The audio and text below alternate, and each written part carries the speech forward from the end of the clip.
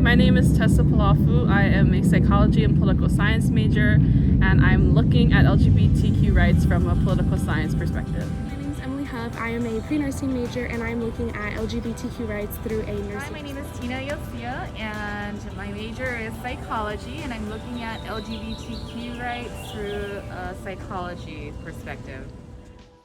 Following the literature review and community feedback, this project focused on addressing the overrepresentation of the LGBTQ community in the homeless population in Hawaii, as well as the larger United States. This relates to the primary social issue for this project, which is LGBTQ rights in Hawaii, as legislation fails to address the unique circumstances of the LGBTQ community, which may lead to greater risks for the overall experience of chronic homelessness. To do this, we proposed partnering with a local community agency in Hawaii that services youth experiencing homelessness.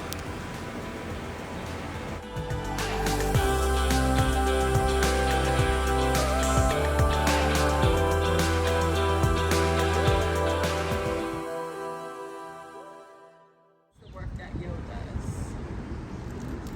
We gave a brief summary or anything, the services So, Yo is a collaboration between two private nonprofit agencies, Halekipa and Waikiki Health, and we work with runaway, homeless, street identified youth and young adults. And two main components to the program: street outreach, where we take services out to the street, literally meet folks where they're at, basic on the street case management, as well as kind of advertising for the drop-in center. So the other component, main component, is drop-in. We're open 4 afternoons a week, kind of try to meet all your basic needs.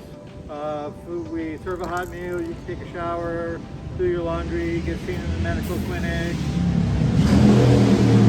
We have lockers where you can store your stuff, take a hot shower. We have on the street access to case management services, and our goal is really to engage folks, build trust and relationship with them, and then work on kind of whatever it is they want to work on.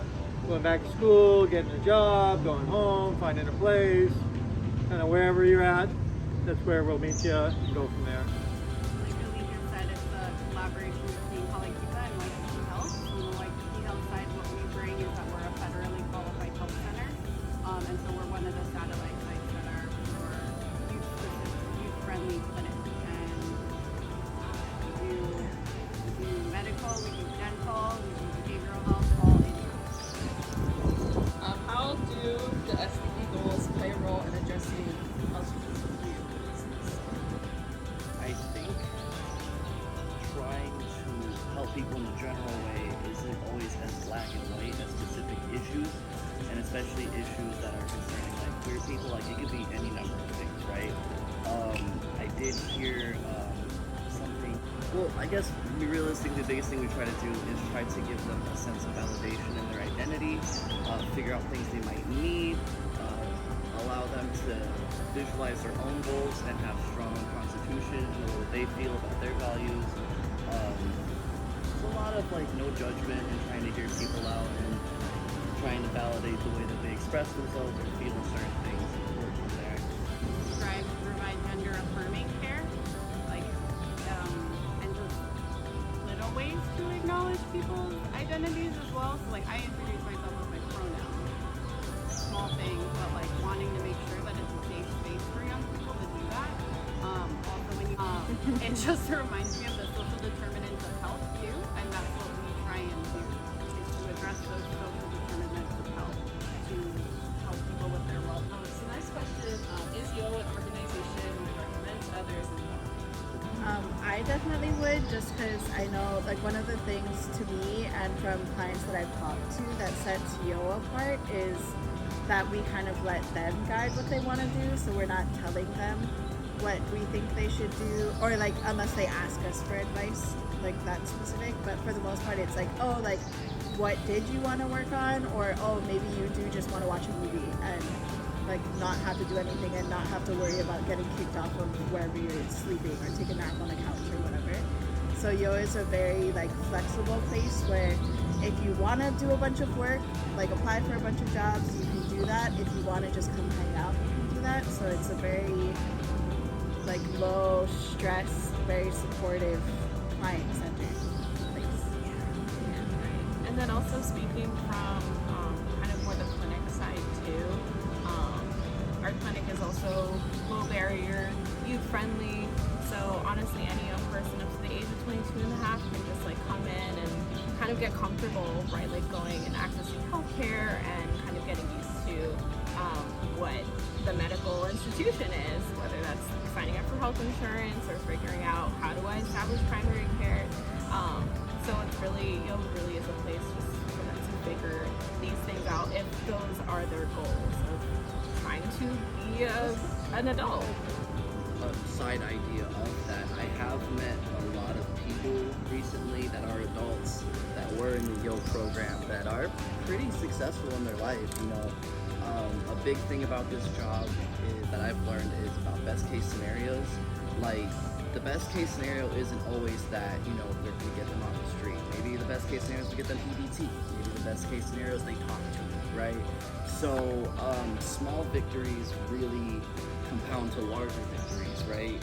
And I find that a lot of the people that used to go here that are successful in their life, it was the building of that relationship. It was the low barrier, non-judgmental approach. Just allowing them to see for themselves the future that they can have, and just being able to meet them where they're at, which I think is a huge part of this job. So recommend it just because, like, I decided to come back. I used to work on the Halakipa side as an outreach worker. I decided to come back on the Waikiki Health side because this is a place where you can be genuinely and authentically yourself, no matter how weird or odd or whatever it is. And so when we say this is a non-judgmental safe space, it really is for young people, for staff, for people who come and visit us. Like, it is a special place. The next question, it's the last question. How can others contribute to this issue or help sort of in the solution of addressing LGBTQ homelessness? I think the start would be destigmatization of the two groups separately. Obviously, destigmatization in society of like LGBT youth, and then the destigmatization of homeless youth in general. I feel like there is a lot of backlash to both parties, and that would be, in my mind, the first step is, allowing people to be comfortable with who they are and how they might identify, and then allowing the homeless population to feel like people still, right? Because, a lot of people, they don't get looked in the eyes, they immediately get pushed aside, people don't even talk to them, and I know for myself, the biggest successes I've had is just approaching people like people, right? So I don't ask people, hey, I'm with da-da-da-da. I'm like, do you want a snack? Like, are you okay? Or how are you feeling? And I think that would be the biggest thing that someone outside of the program could do, would to be just ending that destigmatization, being more open. On an interpersonal level, right? If you're not ready, like, commit to the cause or whatever it is, but just making safe spaces with people around you, and also coming at things with curiosity. So, like, people who have certain views or just like don't have any experience with these populations, coming at it with curiosity instead of as abrasive, or instead of here's the facts and like you need to get on this side, because people respond better to that, and it'll help everyone together. My answer is much more pragmatic, and because as Becca mentioned, we live off of donations, and so we're always in the market for youth-friendly clothing, canned goods, outreach snacks, outreach food, supplies. Always need backpacks and socks, and so my thought when you asked the question was very pragmatic. We don't do a lot of, we don't have volunteers come in for confidentiality reasons and safety and whatnot. But if folks wanted to organize a donation drive or have a group come in, do a fix-up cleanup day, and, you know, service project, that kind of stuff, that was sort of my immediate thought when you asked the question. And I don't Like being able to inspire and promote someone's identity and whatever that might be, you know, can really influence them to being a stronger, more confident individual. So having the ability to just listen to someone and accept someone and just show them love is like massive. Like listening can go so far with this kind of stuff. Yeah. So there, and also just being allies, right? Which means to sustain like safe, non-judgmental spaces like Yo, being able to also kind of replicate that, whether like in your own lives, interpersonal, whatever, but also like in the community, supporting agencies and organizations that do that as well. Just validating their identities, because both people in the queer community and people, like young people, are often told that like, oh, like you don't know, like this is just a phase, or like you don't know enough about yourself to say like that you identify with whatever they're identifying with. So like they know more about their lives than we ever will, like their trauma, like what they've lived through and like what they identify with. And if it is shifting, like this is a period in their life where a lot of their identities are changing.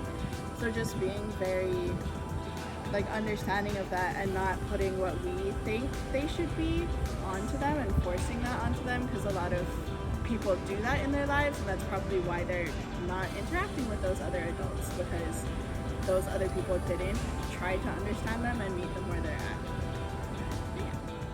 To understand community perceptions, we distributed a survey that asked 3 questions. 1. Do you think the status of LGBTQ rights in Hawaii affects the LGBTQ community socially, i.e. experience of discrimination, hate crimes, etc.? 2. Do you think the status of LGBTQ rights in Hawaii affects the LGBTQ community economically, i.e. workplace discrimination? And 3. Do you think the status of LGBTQ rights in Hawaii affects the LGBTQ community environmentally, i.e. experience of homelessness, hostile environments, etc.? In total, we received 21 responses. Out of 21 respondents, 76.2% believe that LGBTQ rights affects the community socially, 14.3% said no, and 9.5% are unsure. Out of 21 respondents, we found that 71.4% believe LGBTQ rights affects the community economically, 14.3% said no, and 14.3% are unsure. Lastly, we found that out of 21 respondents, 66.7% believe that LGBTQ rights affects the community environmentally, 23.8% said no, and 9.5% are unsure. In all, this shows that Hawaii residents believe that the status of LGBTQ rights in Hawaii affects the LGBTQ community environmentally, socially, and economically. Thank you for watching our video. Aloha.